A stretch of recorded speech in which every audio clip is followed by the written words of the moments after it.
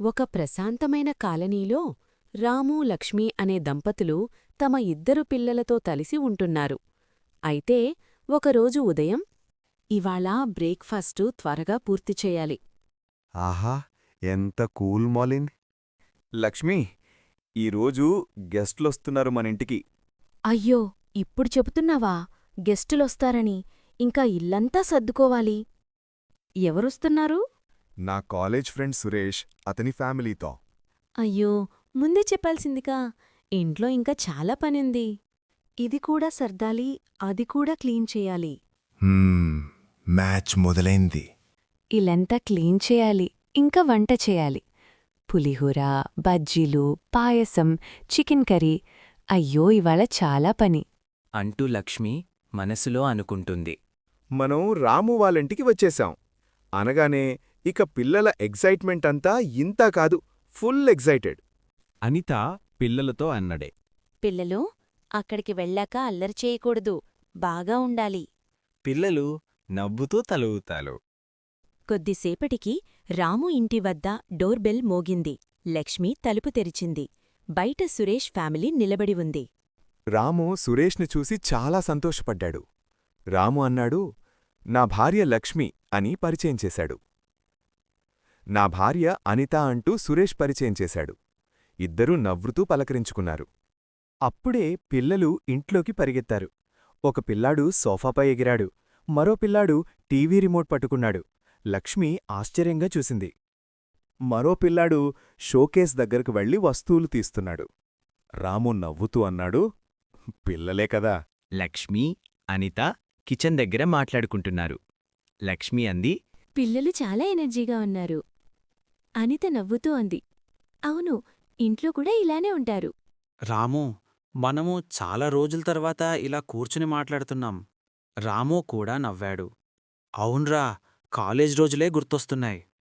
సురేష్ నవ్వుతూ అన్నాడు, ఒకసారి కాలేజ్లో నువ్వు ప్రిన్సిపాల్కి ఫోన్ చేసి సెలవు పెట్టించావు, గుర్తుందా? రాము పెద్దగా నవ్వాడు. అయ్యో, అది నువ్వే ప్లాన్ చేశావు.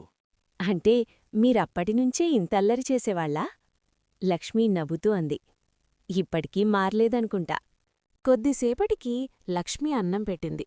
టేబుల్ మీద పులిహోర, బజ్జీలు, పాయసం, చికెన్ కర్రీ అన్నీ అందంగా పెట్టింది.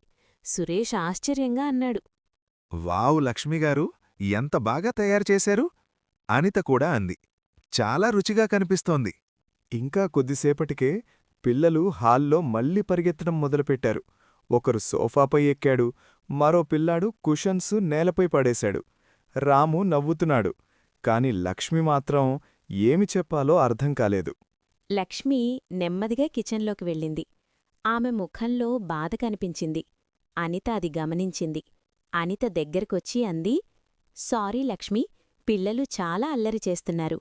లక్ష్మి చిన్నగా నవ్వింది. పర్లేదు, పిల్లలే కదా. కాని ఆమెకు ఇంకా టెన్షన్గా ఉంది. సురేష్ ప్రశాంతంగా అన్నాడు, రాము, నిజం చెప్పాలంటే ఒక విషయముంది. రాము ఆశ్చర్యంగా అడిగాడు, ఏమైందిరా? సురేష్ నవ్వుతూ అన్నాడు, ఈరోజు నా పిల్లలు ఇలా అల్లరి చేయడానికి నేను కావాలనే అనుమతిచ్చాను. రాము లక్ష్మి ఇద్దరూ షాక్ అయ్యారు. సురేష్ పిల్లల వైపు చూసి అన్నాడు, ఎందుకంటే వాళ్లకు ఒక విషయం నేర్పించాలని అనుకున్నాను. అనిత కూడా తల ఊపింది. మనం ఎక్కడికైనా గెస్ట్లుగా వెళితే ఎలా ఉండాలో వాళ్ళు అర్థం చేసుకోవాలి. సురేష్ గట్టిగా అన్నాడు, పిల్లలు ఇక్కడికి రండి. పిల్లలు నెమ్మదిగా వచ్చారు. చెప్పండి, ఎవరింటికి వెళ్ళినప్పుడు ఇలా అల్లరి చెయ్యాలా? పిల్లలు తల ఊపుతూ లేదు నాన్నా అన్నారు. పిల్లలు లక్ష్మి దగ్గరకొచ్చారు. సారీ ఆంటీ, మేం మళ్ళీ ఇలా చెయ్యము. లక్ష్మి వాళ్ళని చూసి నవ్వింది.